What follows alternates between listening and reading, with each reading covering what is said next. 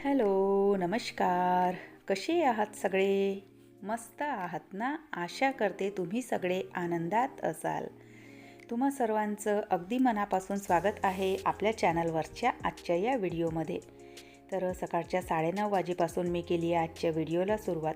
या वेळेपर्यंत स्वयंपाक पाणी वगैरे सगळा आटोपला आहे आणि किचनची जी क्लिनिंग असते सकाळची, तर ती सकाळची क्लिनिंग वगैरे सुद्धा सगळी माझी झाली आहे. आणि रात्री घासलेले जे भांडे होते तर ते भांडे मी इथे रॅकला जमवून घेते, कारण मागे वॉशिंग एरियामध्ये ना इतकी जागा नाही की तिथे रात्रीचे घासलेले भांडे आणि सकाळच्या स्वयंपाकाच्या नंतरचे जे घासलेले भांडे आहेत तर ते दोन्ही बास्केट मी तिथे ठेवू शकणार म्हणून. कारण नाहीही म्हटलं तरी कोण्या ना कोण्या कामानिमित्त मागे वॉशिंग एरियामध्ये वारंवार जावं लागतं आणि त्यामुळे मग तिथे ना अडचण होते आणि सामानांचा खूप पसारासुद्धा होतो. तर म्हणून मग ती जी भांड्यांची बास्केट आहे तर ती मी इथे ट्रॉल्यांमध्ये जमवून घेतली. आणि आता स्वयंपाकाच्या नंतर जे भांडे घासलेले होते तर ती बास्केटसुद्धा मागेच म्हणजे पाणी निथरण्यासाठी ठेवलेली असते, तर तीसुद्धा इथे गॅस ओठ्यावर आणून ठेवली. कारण थोड्या वेळामध्ये मला ना गॅस म्हणजे मागचा जो वॉशिंग एरिया आहे तर तिथलीसुद्धा साफसफाई करायची होती. पण म्हटलं त्याआधी ना किचनचं थोडंसं काम माझं राहिलेलं होतं. म्हणजे सकाळी ना फक्त भाजी पोळीच मी टिफिनवरसाठी बनवते. सकाळी पूर्ण स्वयंपाक आटोपत नाही माझा, फक्त भाजी आणि पोळी मी बनवून देते, कारण टिफिनवर फक्त भाजी आणि पोळीच जाते. त्यानंतर मग वरण भाताचा वगैरे जो कुकर आहे तर तो मी मग नंतर लावते. तर तोच बघा कुकरसुद्धा इथे ना थंड झालेला होता, तर वरणसुद्धा घोळून इथे गॅसवर गरम करण्यासाठी मी ठेवलं. आणि तोपर्यंत जोपर्यंत गॅसवर म्हणजे लहान सहान असे काही जे वस्तू आहेत तर त्या मी गरम करायला ठेवते किंवा चहा वगैरे ठेवते. तर चहा शिजेपर्यंत किंवा वरण वगैरे उकळी येईपर्यंत किचनचेच थोडेफार काही लहान सहान कामं असते तर तेच मी आटोपायला घेते. कारण कधी कधी बघा आपण ना वरण गॅसवर ठेवून देतो किंवा चहा ठेवतो इथे गॅसवर आणि आपण दुसरं काम करण्यामध्ये लागतो आणि मग जे काही आपण ठेवलेलं असतं तर बघा ते ना म्हणजे एकदम असं ना जास्त गरम होतं किंवा मग कधी कधी चहा वगैरे बघा उकळी जातो आणि आपला गॅससुद्धा खराब होतो, गॅसही वेस्ट जातो आणि जे पदार्थ आपण बनवायला घेतो तर त्याचंसुद्धा नुकसान होते. म्हणून बघ ना प्रयत्न असतो की अशा लहान सहान काही गोष्टी जर गॅसवर ठेवलेल्या असतील तर त्यावेळेमध्ये किचनचंच एखादं लहान सहान काम आटोपायचं. किचनचं सगळं काम आटोपलं, घरातली साफसफाई झाली आणि सगळं बेड वगैरे जे सगळे आहे तर ते मी व्यवस्थित करून घेतले होते. आणि किट्टूची शाळा जी आहे तर ती उशिरा असते, म्हणजे 11 वाजताची शाळा असते तिची आणि ती शाळेला जायची होती. तर त्याआधी बघा सगळा बेड मी व्यवस्थित जमवलेला, ब्लँकेट वगैरे सगळे त्यांच्या जागी ठेवले आणि किट्टूबाईचा चालू आहे अभ्यास, कारण तिचे ना पेपर चालू आहेत. तर अशा प्रकारे बघा आमच्या इथे ना अभ्यास केला जातो, म्हणजे पाय उशीमध्ये फसवून तर कधी ब्लँकेट कोणीकडच्या कोणीकडे टाकून. म्हणजे सकाळी जितक्या चांगल्या पद्धतीने मी बेड जमवून ठेवते त्या म्हणजे किट्टू शाळेमध्ये जाईपर्यंत बेड म्हणा किंवा घरातल्या ज्या वस्तू आहेत तर त्या इकडच्या तिकडे पुन्हा आणखी विस्कटल्या जातात. पुन्हा ती गेली की त्यानंतर मग मला त्या वस्तू पुन्हा त्यांच्या जागी ठेवाव्या लागतात. तर असं काहीसं ना माझ्या घरी चालू असतं. शुक्रवारचा व्हिडिओ आहे हा, तर त्या दिवशी बघा जी उत्तरपूजा आहे तर उत्तरपूजासुद्धा करून घेतली आणि त्यानंतर डायरेक्ट मी सायंकाळच्या वेळेवर तुमच्याशी भेटते आहे. म्हणजे सकाळचे 12 वाजेपर्यंतचे जे कामं होते तर ते आटोपले आणि त्यानंतर ही आहे सायंकाळची, म्हणजे सायंकाळची वेळ आहे, सायंकाळचे 4 वाजले आहेत. आज ना सकाळी जेव्हा उठली त्यावेळेला ना म्हणजे डोक्यामध्ये ना खूप सारे कामं होते की आज मला हे सुद्धा काम करायचं आहे, ते सुद्धा काम करायचं आहे.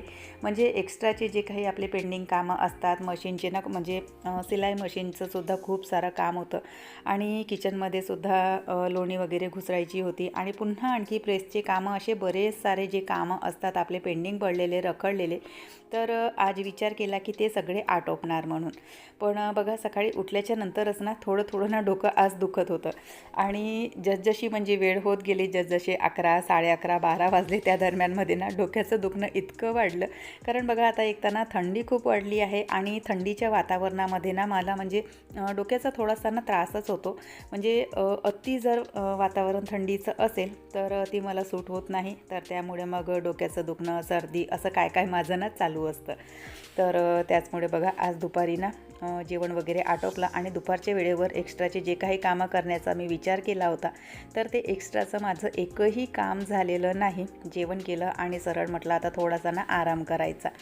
पण दुपारचं जे झोपणं आहे तर ते क्वचितच माझ्या नशिबी असतं. कारण मी जशी झोपायला गेली की बघा फोन वाजणं, कधी डोअरबेल वाजणं, असं काय ना माझ्या इथे चालू असतं. तर त्यामुळे म्हणजे झोपणं तर काही आज नशिबी नव्हतं. पण तरी जे कामं होते ते सुद्धा मी केलेले नाही, कारण डोक्याचं दुखणं बऱ्यापैकी वाढलेलं होतं. तर त्यामुळे मग म्हटलं की असू द्या, झोप नाहीही झाली तरी थोडासा आराम केला तरी थोडंसं रिलॅक्स वाटतं. तर त्यानंतर सायंकाळी उठून ना आधी स्वतःला थोडंसं फ्रेश करून घेतलं, कारण बघा जेव्हा आपल्याला ना बरं वाटत नाही ना त्यावेळेला ना स्वतःला थोडंसं नीटनेटकं ठेवलं, स्वतःला थोडंसं व्यवस्थित ठेवलं की जी काही प्रॉब्लेम आपल्या मागे असते ना तर ती थोडीशी ना कुठेतरी म्हणजे दूर व्हायला लागते.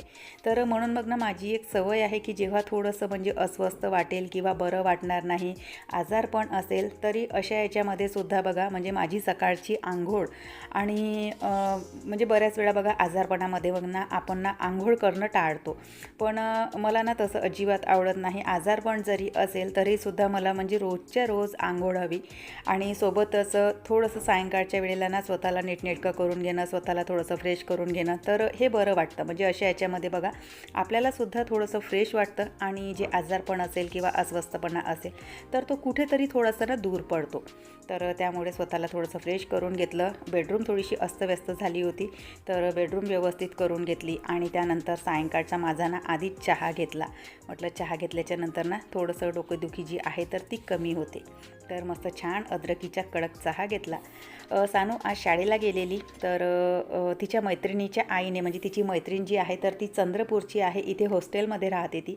तर तिची मैत्रीण आईकडे गेली होती, तर तिच्या मम्मीने बघा म्हणजे आमच्यासाठी ना तुळीच्या ज्या शेंगा आहेत तर त्या पाठवलेल्या. तर त्याच मी इथे छान अशा उकळायला ठेवल्या. बऱ्याच वेळा बघा या सीझनमध्ये तुरीच्या ज्या शेंगा आहेत तर त्या आपण उकडून खातो आणि खूप छान वाटतात. म्हणजे भाजीसुद्धा होते त्याची, आमटी वगैरेसुद्धा, आणि सोबतच या ज्या उकडलेल्या शेंगा आहेत तर त्यासुद्धा खूप छान वाटतात. तर त्या मी इथे उकडायला ठेवल्या आणि चहाचे जे काही भांडे होते तर ते स्वच्छ करून घेतले. सकाळी जी पूजा मी उचललेली होती तर ती पूजा म्हणजे त्याचे जे भांडे आहेत तर ते बघा म्हणजे तसेच ठेवलेले. बघू आता जेव्हा म्हणजे जमणार किंवा जेव्हा वेळ मिळणार तेव्हा मी त्यांना स्वच्छ करणार. सध्या तरी काही मी त्यांच्या नादाला लागली नाही, ते राहू दिलं तसंच. त्यानंतर मग दिवाबात वगैरे करून घेतली. सायंकाळचं थोडंसं वाचन होतं, आज एक्स्ट्राचं काही वाचन काढलेलं नाही, फक्त गणपती अथर्व शीर्षाचं वाचन मी केलं, कारण डोकं दुखत होतं त्यामुळे मग फारसं काही असं वाचन वगैरे केलेलं नाही.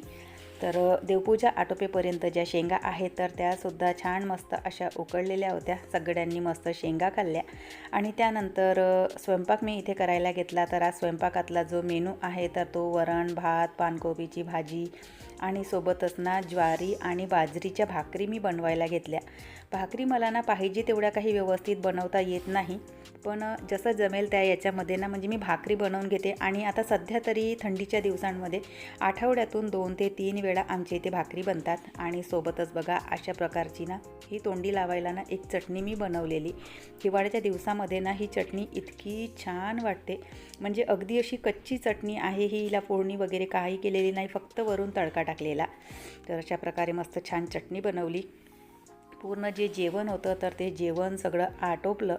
आणि आता थंडीच्या दिवसांमध्ये बघा म्हणजे जितकं माझ्याच्याने होईल ना तितकं मी सगळ्यांना आणि स्वतःला प्रोटेक्शन देण्याचा प्रयत्न करते. म्हणजे गरम पाणी पिणे आणि सोबतच हळदीचा दूध वगैरे जे आहे, म्हणजे थंडीच्या दिवसामध्ये जे काही प्रिकॉशन्स घेतले जातात ते सगळे घेण्याचा प्रयत्न करते मी आणि अगदी व्यवस्थित सगळ्यांची काळजी घेते. पण तरीसुद्धा काय कोणास ठाऊक माहीत नाही, थंडीच्या दिवसांमध्ये ना म्हणजे सध्याच्या परिस्थितीमध्ये आमच्या इथे बघा म्हणजे आजारपण आणि डोक्याचं दुखणं असं तसं काय काय असं सगळ्यांच्या मागे चालू आहे. तर म्हटलं चला असू द्या, आपले जे प्रयत्न आहेत तर ते सोडायचे नाही. मस्त छान असा सगळ्यांसाठी हळदीचा दूध बनवला होता, तो सगळ्यांना दिला. आणि त्यानंतर माझ्यासाठी डोक्याला थोडीशी मालिश करण्यासाठी ना इथे मी खोबऱ्याचं जे तेल आहे तर ते गरम करायला ठेवलं. म्हटलं थोडंसं म्हणजे डोकेदुखी जी आहे तर गरम तेलाने मालिश केली की थोडंसं बरं वाटतं. तर मस्त छान असा तेल गरम केलेला आणि आता सानूला डोक्याला थोडीशी मालिश करून मागते. तर चला आजचा व्हिडिओ मी इथेच संपवते. आशा करते तुम्हाला आवडला असेल. व्हिडिओ कुठे जरी आवडला असेल तर लाईक करा, चॅनलवर पहिल्यांदा आले असाल तर सबस्क्राईब करा, बेल आयकॉनसुद्धा क्लिक करा, जेणेकरून माझ्या येणाऱ्या व्हिडिओचं नोटिफिकेशन तुम्हाला असंच मिळत राहील. व्हिडिओ कसे वाटतात ते सुद्धा कमेंट करून सांगत चला. आपण भेटूयात नंतरच्या व्हिडिओसोबत. तोपर्यंत सगळ्यांना बाय, सगळ्यांना धन्यवाद. हर हर महादेव.